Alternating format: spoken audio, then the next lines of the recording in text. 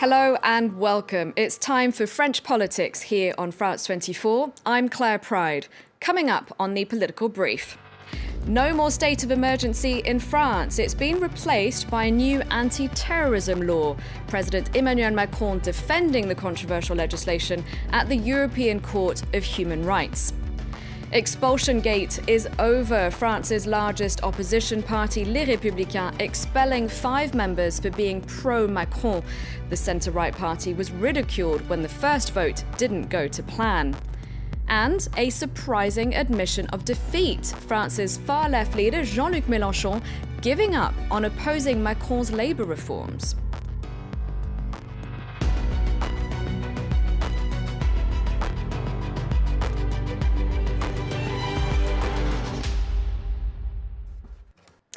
Almost 2 years after terror attacks in which 130 people were killed, France's state of emergency has been lifted. Emmanuel Macron signing anti-terror legislation that incorporates several measures first authorised under the emergency arrangement, like shutting places of worship without judicial approval. After signing the new law, France's president defended it at a highly symbolic place, the European Court of Human Rights in Strasbourg, the legislation having been criticised by rights groups. Nous luttons contre le terrorisme islamiste. We're fighting against Islamist terror with determination, but we respect the rule of law and the supervision of the courts. Guaranteeing security is the state's primary mission. The state must protect the citizens and ensure the territorial security, but this mission must be accomplished in respect of human rights. We need security in order to protect our freedoms. Pour que nos libertés puissent ensuite pleinement être respectées et trouver leur cadre. So Macron there trying to be reassuring after France temporarily opted out of the European Convention on Human Rights in order to impose the state of emergency. Now, the new anti-terrorism law has been given the green light by France's Constitutional Council, which checks if laws are constitutional. Here's an MP from the ruling party speaking on France 24's French channel. We wanted to ensure that this law would guarantee fundamental freedoms, and the Constitutional Council hasn't identified any constraints on those freedoms. This law will be reviewed, and within the next 2 years, we'll see how it's being enforced and if there's a need to better it, to amend it. So the law is constitutional, it'll be reviewed within a couple of years, but critics say that doesn't make it right. Let's take a look at some front pages and reactions on social media. Here's the front page of a French weekly called Le 1. You can see an armed soldier shouting security over someone saying France's motto, liberty, equality, fraternity. Michel Tabarot from the opposition Les Républicains party says Macron is being duplicitous in saying the government is strengthening security when at the same time it's ending the state of emergency. From the same party, Éric Ciotti says lifting the state of emergency is a mistake and means the French won't be as safe. As for ordinary French citizens, while the state of emergency was widely supported, there is quite a bit of anger out there. One Twitter user saying the temporary state of emergency is over. Now France is in a permanent state of emergency. And this one says, RIP freedoms. Time now to bring in our European Affairs editor, Catherine Nicholson. Hello, Catherine. Now, what was Emmanuel Macron doing in Strasbourg? Well, I, for one, hope that he was taking in some of the beautiful architecture and that lovely city centre there. But most importantly, he was at 2 very important European institutions. Firstly, the Council of Europe, the leading human rights body in Europe. Its HQ is in Strasbourg.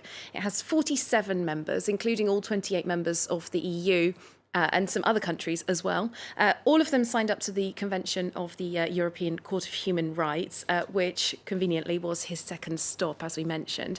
He addressed this court, which is quite exceptional. He was only the 3rd sitting head of state ever to address it after the Italian president and the Grand Duke of Luxembourg.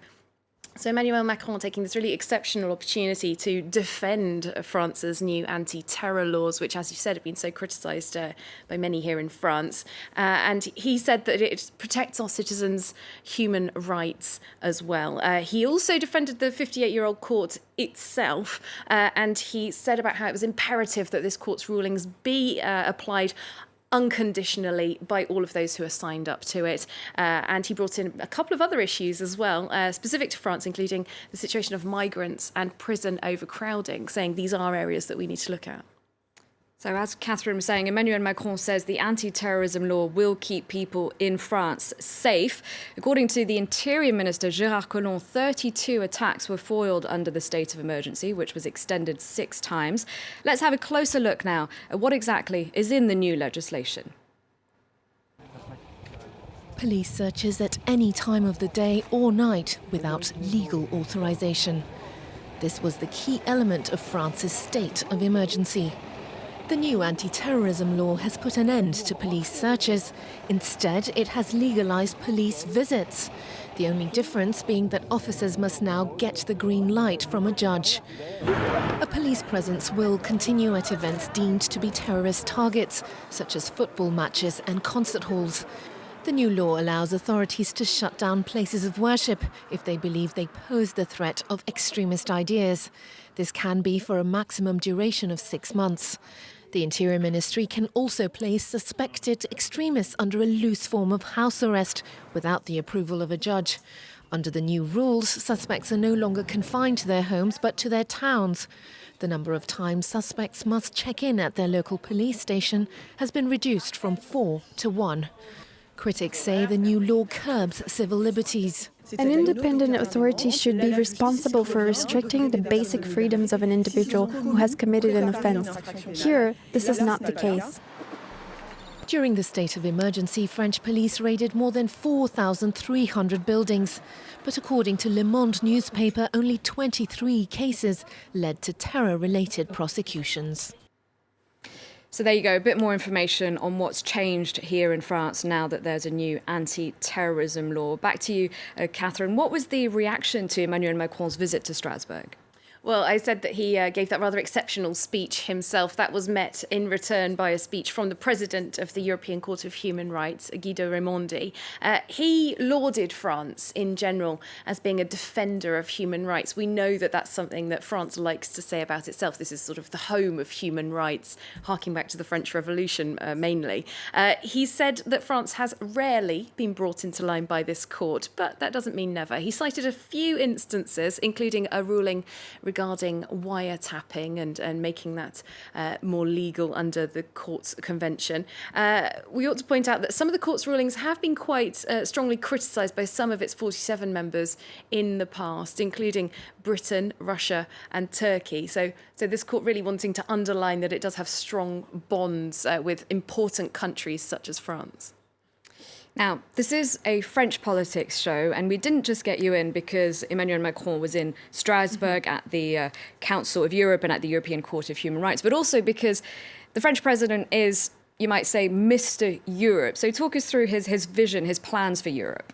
Absolutely. He's such a pro-European president, isn't he? I mean, France generally has had very pro-European leaders in the past, but Emmanuel Macron, time and again, has talked about how much he loves Europe. He even played Ode to Joy, the European anthem, on the night that he was declared president. He's very much positioning himself as this leader of a new Europe. We remember he gave that a big speech at Sorbonne University. We've got one of the pictures there where he was talking about his vision for Europe post-Brexit. He wants to relaunch Europe, be quite radical and do it quite quickly. He wants new ideas to come from the 27 member states that will remain after Brexit, and he wants those to be in action within 7 years' time. And that is quite quick when we look at how quickly things sometimes move in these big institutions.